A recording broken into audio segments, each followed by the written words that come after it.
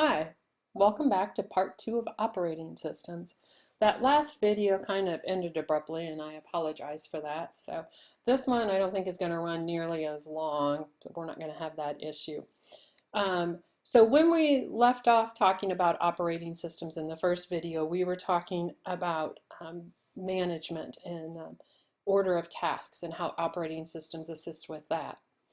Now we're going to pick up and we're going to start talking about drivers and how operating systems help with drivers. And what a driver is a small program that tells how the operating system is going to communicate with different devices. So you have each device has its own specific unique driver. So there's not one driver for all printers. If you have an HP printer or you have a different type of printer, a Lexmark printer or something like that, each one of those printers has an individual driver. And not the same driver will work for all HP printers. Every model and make of printer has its own specific driver.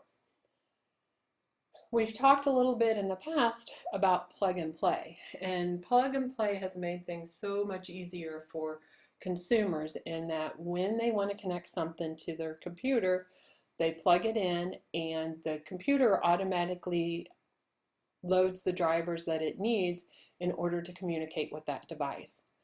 It used to be that anytime that you wanted to connect something to your computer, you had to make sure that you had that little program and loaded it in manually. Plug and play, like I said, does it for you, so it makes it really nice. Okay, operating systems also help establish an internet connection. So when you want to go out to Facebook or you want to go out and create a tweet or see what's going on Twitter, when you make that internet connection, it's the operating system that is controlling that. It's the one going out to the internet, establishing the link, making sure that we've got the right protocols going back and forth. So it's the operating system that's providing that functionality for you. The other function that it does is it does a lot of monitoring. And it will monitor all kinds of things depending on which operating system you're using. So this is a picture of a resource monitor, and we're looking at CPU usage and disk utilization right here. As you can see, not only do we have CPU, but we can also look at memory. How much memory are you using? How much memory do we have left? How fast is information being swapped in and out of memory? It'll give us all kinds of information about our disk. What's the access time? How long is it taking us to look for information? How much disk space have we used? How fragmented is our disk? And network connections. How fast is my network connections? How many data packets am I sending out? How many are coming in? What's the latency of receiving information? So the modern performance monitoring is very useful in keeping your system running smoothly and knowing exactly what's going on with your system. Okay, operating systems, we have standalone, which is your laptop, your desktops, and things like that. But we also have operating systems for servers. And server operating systems are much more complex than your standalone because it has to coordinate and organize multiple users across the network that has using multiple resources. So we have network administrators that is responsible for using the operating systems and maintaining them and keeping things running smoothly. Part of the responsibilities that a network administrator has is to add and remove users, add computers to the network, and other devices. So they may add a printer, they may add a storage device, they may add routers to help things move a little bit faster. They also install and administer the network security. So another thing that operating systems do is it manages the user accounts. So a user account has a username or a user ID. So at Columbia College, that is your Cougar ID. And then it also has a password associated with it, which we all know is a combination of characters and a combination of characters associated with a specific username. And we've talked about what a strong password is. It's the operating system that keeps track of that stuff and allows that type of access. So there are many different types of operating systems. There's standalone, there's server, there's embedded, there's several different types, and each has its own function and specialty. So when we're looking at standalone operating systems, what we're looking at is an operating system that operates on a desktop computer notebook. It's the only system that operating system is responsible for.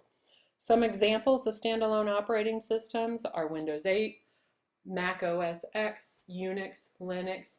And what we're going to find when we look at server operating systems is that if a company such as Windows or Apple has a standalone operating system, they generally also have server operating systems. So once you've got one, you generally have another. So Macintosh operating system is the set standard for operating system ease of use. So Apple set the bar as far as GUI interfaces and the ease of which we can use the operating system. It's really easy to install programs on an Apple machine versus Windows. Windows is a little bit clunkier. The Windows folks are trying to ramp it up and get to the point where it's as easy as it is with Apple's, but they're not quite there yet. So standalone systems, there's also Unix, which is a multitasking operating system developed in the early 1970s. You don't see Unix a whole heck of a lot on desktops and laptops. You have to specifically request that that be done, and that's generally for programmers and other more computer-oriented people and applications.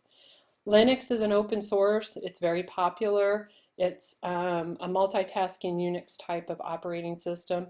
So Linux was developed loosely based on Unix. So other server operating systems are Windows Server 2012, Unix, Linux, and we also have Solaris and NetWare. So these are different examples of server operating systems. Embedded operating systems, they're usually found on mobile devices or electronic devices. So some of the examples of embedded operating systems is Windows Embedded CE, Windows 8, Palm OS, iPhone OS, BlackBerry, Android, Embedded Linux, and Symbian.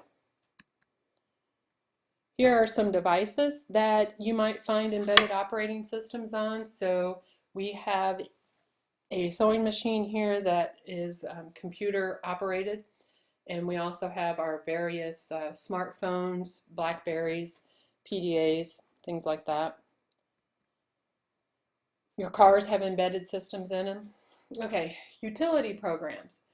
Remember the first part of the first lecture, we said that there are two different types of software or system software. One is operating systems and one is utility programs.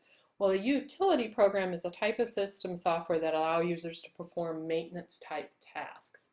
So there's a lot involved with utility programs. So we're going to end this here, and I'd like for you to now look at the system utility video that's out there as well. So I will see you, or not see you, but we'll get together again here when we talk about utility programs.